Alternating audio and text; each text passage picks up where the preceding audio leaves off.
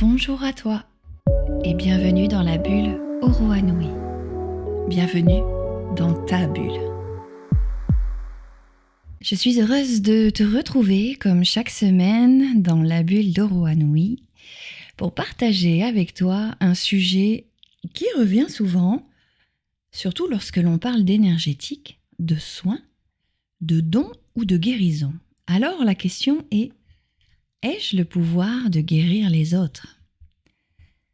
Alors bien sûr, la première réponse qui vient spontanément, c'est oui. Oui, chacun de nous porte en lui ce pouvoir, cette capacité. Mais, il y a un mais important. Et c'est de ce mais dont j'aimerais parler avec toi aujourd'hui. Parce qu'en réalité, ce pouvoir ne s'exprime pas de la même manière chez chacun, ni au même moment de la vie d'ailleurs. Il évolue, il se transforme. Parfois, il peut dormir pendant des années avant de se réveiller.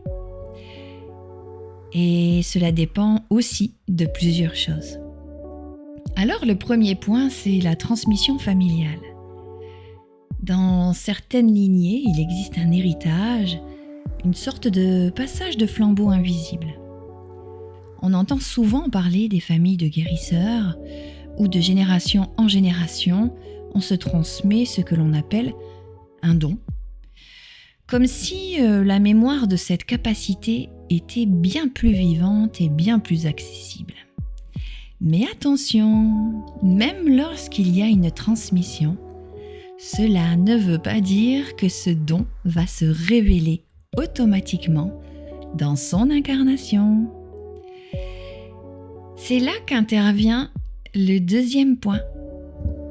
Parce que finalement, c'est pas le mental, ni même la famille qui va décider. C'est l'âme. Parce que l'âme, elle sait pourquoi elle vient dans cette incarnation. Elle sait si elle choisit d'activer ce pouvoir. C'est toujours pour une raison précise qu'elle le fait. Souvent mystérieuse pour nous, mais nous découvrons plus tard pourquoi l'âme en avait décidé ainsi. Alors, si l'âme n'a pas prévu d'utiliser ses dons dans son incarnation ici et maintenant, ce potentiel peut rester silencieux comme en veille. Le troisième point est un peu plus intime. C'est ce que l'on appelle le travail intérieur.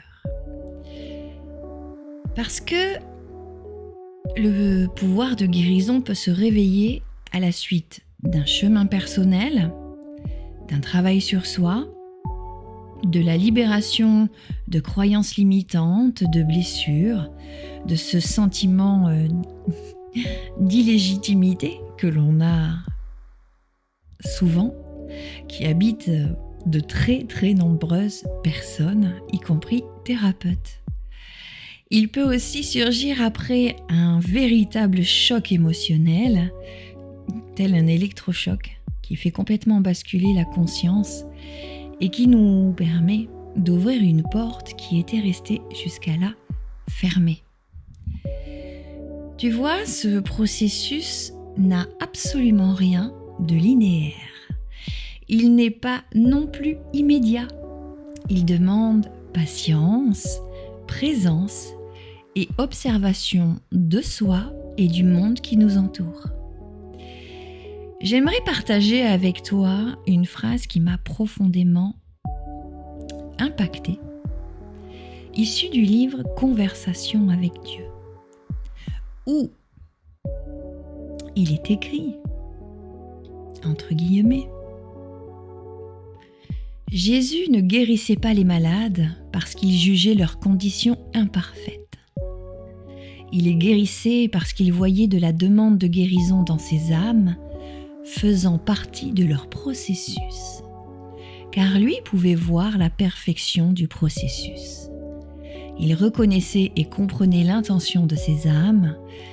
S'il avait cru que toute maladie mentale ou physique représentait une imperfection, il aurait peut-être tout simplement guéri le monde entier en même temps. C'est une phrase tellement puissante Elle nous rappelle que nous ne devons pas interférer dans le processus des âmes, que ce n'est pas à nous de décider qui doit guérir ou quand. C'est pour cette raison qu'il est essentiel de se rappeler une règle fondamentale. Nous n'avons pas le droit d'aider une personne sans qu'elle nous le demande clairement. L'aide doit venir d'une demande ferme, consciente, portée par la volonté de celui qui est en demande. On ne peut pas se contenter simplement de vouloir aider l'autre juste parce qu'on a de la peine pour lui ou parce qu'on croit savoir ce qui est bon pour lui. Ce serait en réalité de commettre une intrusion et une interférence dans son processus d'âme. D'ailleurs, ma formation sur l'énergétique, j'explique ce qu'est l'un des principes de base inscrits dans ce que j'appelle moi les 10 commandements ou les 10 lois essentielles à respecter lorsque l'on travaille pour soi ou pour les autres. Alors oui, nous avons tous ce pouvoir en nous. Il est à la fois un cadeau, mais il est aussi une très grande responsabilité. Il ne nous appartient pas d'en disposer librement pour intervenir sur la vie des autres sans leur accord. Alors j'ai envie de vous laisser aujourd'hui sur cette question, une porte ouverte pour continuer à réfléchir sur cette thématique. Et si ce pouvoir n'était pas simplement un héritage familial, mais plutôt la preuve que nous venons tous du même endroit, du grand tout, que nous portons en nous chacun une parcelle de ce tout, et donc naturellement ses capacités.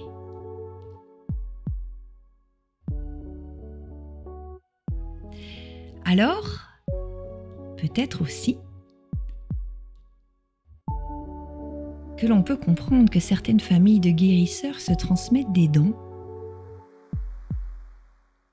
Mais peut-être que ce que nous appelons un don n'est rien d'autre que la mémoire vivante d'une vérité universelle que finalement nous partageons tous. Voilà, j'espère que tu auras aimé cette bulle.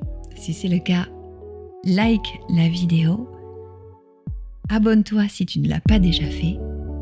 On se retrouve avec un grand plaisir la semaine prochaine. À bientôt.